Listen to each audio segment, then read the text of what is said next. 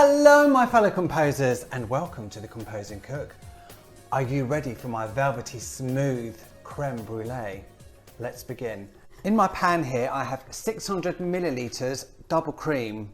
So what I've done is I've let the double cream just come up to boiling point and I've turned it down and I'm simmering it now for 5 minutes. So while it's coming up to the boil, keep an eye on it. You do not want a big volcanic eruption of double cream, do you? No. What I have in my bowl are 6 large egg yolks, 100 grams caster sugar and 1 tablespoon vanilla extract.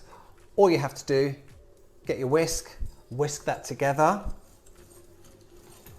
So the cream has had 5 minutes. All I'm going to do is I'm going to put the cream back up, watch it gently as it comes up to boiling point like this. Just turn it off, give it a quick stir, transfer to my jug. All I have to do is add the double cream to my egg mixture. Do it gently to begin with. A bit at a time. What you don't want to do is you don't want the eggs to cook. So there you go, it's all been amalgamated. What I'm going to do now is pour this mixture back into the jug. Here I have my ramekin dishes. They come in all different shapes and sizes. I like deep ones because you can get thicker creme brulee. Let's just pour in the custardy mixture.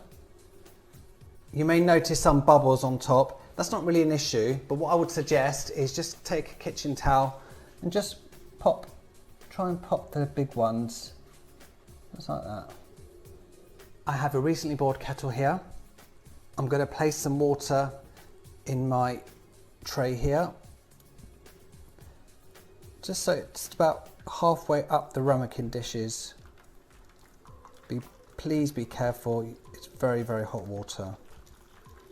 Now I'm going to place this into a preheated oven. Mine is a fan assisted oven, so it's 140, if yours isn't, 150. And we'll come back when they're done. I've literally just removed them out of the oven. All I'm going to do is I'm going to place them gently onto a wire rack to cool completely. As you can see, if I shake one, it's got a very slight wobble. That's how you know it's ready. So these have cooled and they're ready to go. By all means, you can put them in the fridge if you like and have them later. Some people like them just like this, or other people prefer them with a caramelized topping. I'm going to do half and half, okay? So basically, get a level teaspoon of caster sugar, just sprinkle it on top. Get your blowtorch. If you don't have a blowtorch, by all means, just put a grill on and cook them under the grill, not a problem. And have some fun. Once you've blowtorched the creme brulee, leave it to stand for a good 2 minutes, give the sugar time to harden. My fellow composers, take it all in.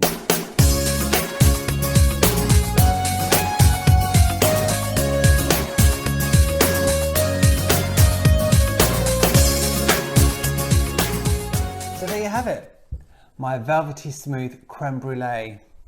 And like I said, listen to this. Yes, that's what you want. My fellow composers, make it, enjoy it, and you will love it. Mwah!